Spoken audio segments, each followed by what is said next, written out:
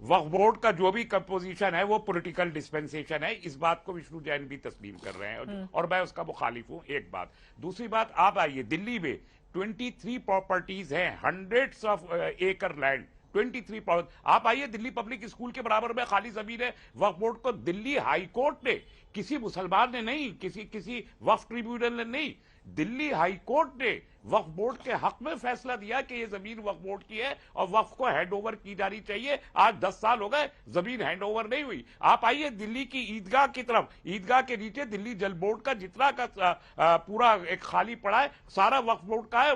Case जीत चुका वक्फ board high court से, किसी वक्फ ट्रिब्यूनल से नहीं, हाई कोर्ट से जीता है। सीजीओ कॉम्प्लेक्स पे आइए, वक्फ बोर्ड ने फाइलें गायब कर दी। यही हमारा तो ऐतराज वक्फ बोर्ड के ऊपर है, वक्फ बोर्ड ने फाइलें गायब कर दी। रिंग रोड पर आइए, रिंग रोड पर जितने ये पिकनिक स्पॉट्स बनाए और अभी जो फ्लाईओवर्स बन रहे हैं, 14 बीघा जमीन वक्फ बोर्ड की थी, जिसमें से 4 बीघे अभी वक्फ बोर्ड को वापस हुई, 10 बीघे नहीं हुई। 350 ऐसी प्रॉपर्टीज दिल्ली के अंदर मौजूद है और पूरे देश में कितनी होगी आप बताइए। मैं ये नहीं कहता कि जबरदस्ती किसी जमीन को वक्फ का करार दिया जाए, बिल्कुल गलत है। आप हमारे जो विजय शंकर जी कह रहे हैं, मुझे नहीं मालूम वो क्या केस है, लेकिन अगर वक्फ ने जबरदस्ती की है तो गलत है, बिल्कुल गलत है, नहीं होना चाहिए। वक्फ का वक्फनामा होता है, वाकई जो आदमी वक्फ करता है वो लिख के जाता है, वो रिकॉर्ड पे होता है। लेकिन इसके साथ ही 2013 में सैयद अफजल अब्बास साहब आपके पास आते हुए असीमित अधिकार दे दिए गए, कुछ रूल्स चेंज करके, जिसमें वक्फ बोर्ड अगर किसी संपत्ति पर दावा करता है तो उसको कोर्ट में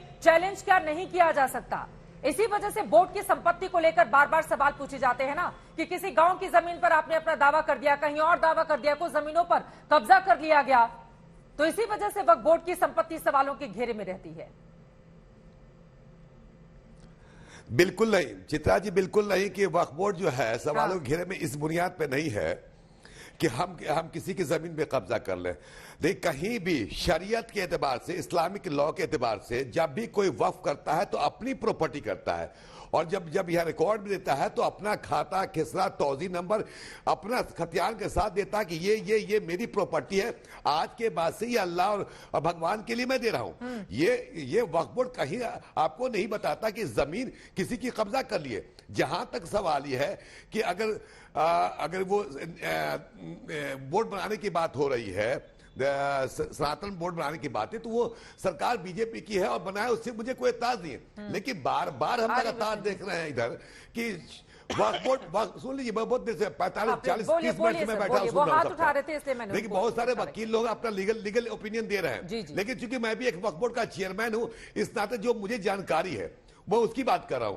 हमारे यहाँ कोई ऐसा भी है, हम दूसरे की जमीन को कसब कर ही नहीं सकते हैं, हम इस्लाम के मानने वाले हैं। हमारे यहाँ मसलब में ऐसा नहीं कि दूसरे की जमीन को कब्जा कर लिए। हाँ, मेरी कुछ जमीनें अगर छूटी हो, बहुत सी ऐसी है कि वक्फनामे के एतबार से लिखा जाता है प्लॉट नंबर, वो छूट गया हो तो हम तो दावा करेंगे इस आधार पे। जहां तक जमीन ये कि 4 लाख से ज्यादा 8 लाख की आप बात कर रही हैं, मैं यहां तक कहता हूं कि बहुत सी मस्जिदें 200 वर्ष पुरानी है जो वक्फ बाय यूजर में आती है, उन मस्जिदों का भी रजिस्ट्रेशन हो रहा है। अब 300 वर्ष पुरानी है मस्जिद थी तो इस तरह से भी जमीनें बड़ी होंगी। लेकिन ये तोहमत लगाना कि वक्फ बोर्ड जबरदस्ती, जैसे प्रज्ञा ठाकुर ने कहा कि किसी की जमीन को कब्जा कर लेता है वक्फ बोर्ड, ऐसा नहीं, हरगिज नहीं है। क्योंकि बड़ी ईमानदारी से एक चैनल पे, भारत के सबसे बड़े चैनल, हिंदी चैनल पे मैं बोल रहा हूं कि शिया या सुन्नी 2 वक्फ स्टेट है। हाँ। किसी वक्फ स्टेट में यह ऐसा हो ही नहीं सकता कि दूसरे की जमीन को कसब किया जाए। हो नहीं सकता, तो फिर जांच के आदेश सरकारों को क्यों देने पड़ते हैं? यही तो बात है ना, आप कह रहे हैं ऐसा हो नहीं सकता है। फिर उसमें पारदर्शिता को लेकर तस्लीम अहमद रहमानी ये सवाल खड़े कर रहे हैं। यूपी में जांच के आदेश दिए जा रहे हैं, तमिलनाडु के गांव पर वक्फ बोर्ड पूरा का पूरा दावा कर देता है, आप कह रहे हैं ऐसा होता ही नहीं है। सर, ये मीठी मीठी बातें कहने में बहुत अच्छी लगती हैं, जमीन पर ऐसा है क्या? नहीं, क्या आप सबकी बात सुने, मुझे टाइम दीजिए बोले। आप ही से ये सवाल, आप ही से ये सवाल है, कितना बोलेंगे? मैं तमिलनाडु में क्या हुआ उसके बारे में हम नहीं जान चाहते, लेकिन जो मैं कह रहा हूं वो बड़ी ऑनेस्टली, बड़ी ईमानदारी के साथ कह रहा हूं कि वो एक सेकंड, क्योंकि अब टीवी स्क्रीन पे सामने टीवी नहीं है और चूंकि हम पटना से जुड़े हुए हैं, क्योंकि अगर जो लोग स्टूडियो में बैठे होंगे तो अपनी बात जबरदस्ती करा सकते हैं, लेकिन हम यहां से नहीं बोल सकते हैं। हम आप जब अलाउ करेंगे तभी हम जवाब दे सकते हैं, क्योंकि 35 मिनट से बैठ के आपकी आवाज सब लोग सुन रहे हैं। जहां अगर धर्म, आप बताइए जो उन्होंने कहा वकील साहब ने कि शिया वक्फ बोर्ड है, सुन्नी वक्फ बोर्ड, उसमें होगा मुसलमान मेंबर होगा, मुसलमान एमपी होगा, मुसलमान एमएलए होगा।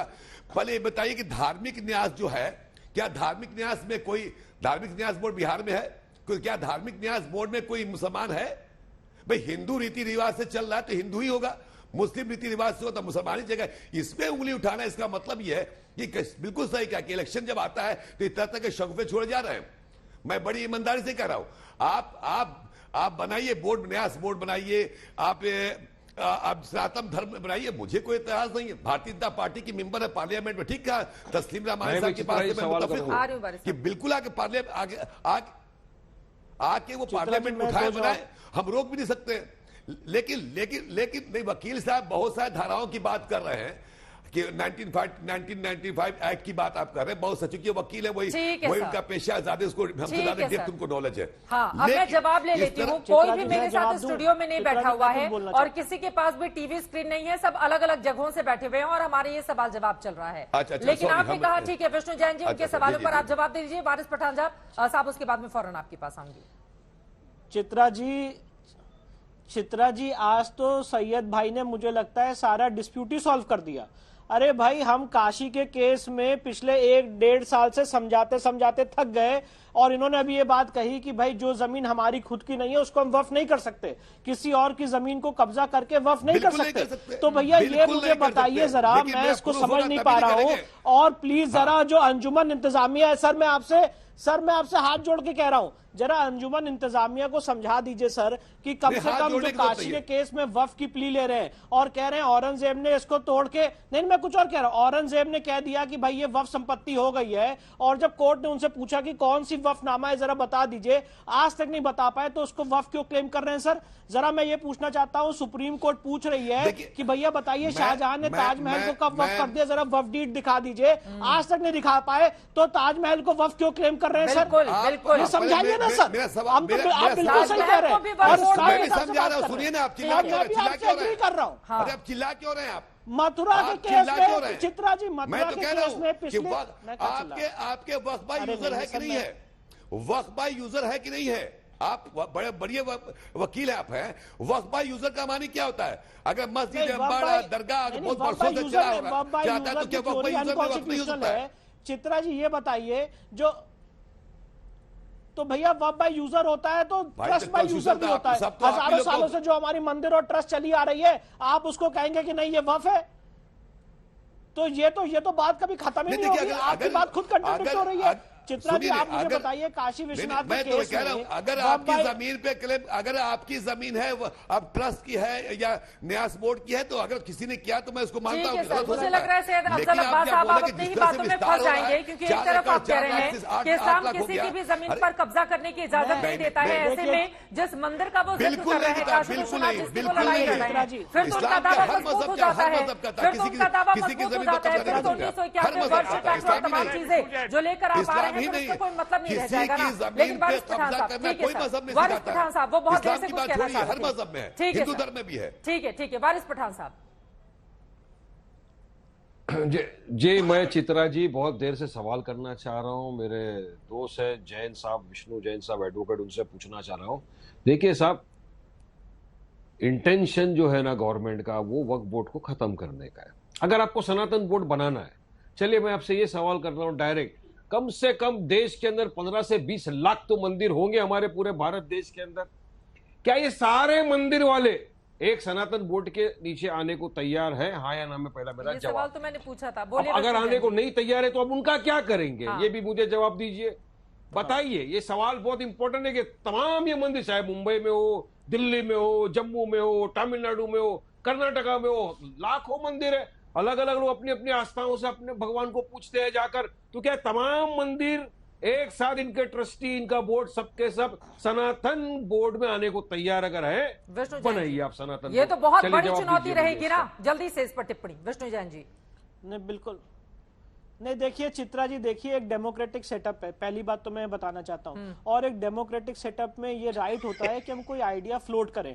आज विष्णु शंकर जैन सारे सनातन समाज का लीडर नहीं है जो कह देगा कि नहीं भाई हाँ सब लोग मेरी बात से एग्री कर रहे हैं, पर कम से कम वकील होने के नाते मेरे को ये हक तो है कि मैं एक आज तक के प्रतिष्ठित चैनल पे आके एक नया आइडिया फ्लोट करूं और लोगों को कन्विंस करूं कि आप इस सेटअप में आइए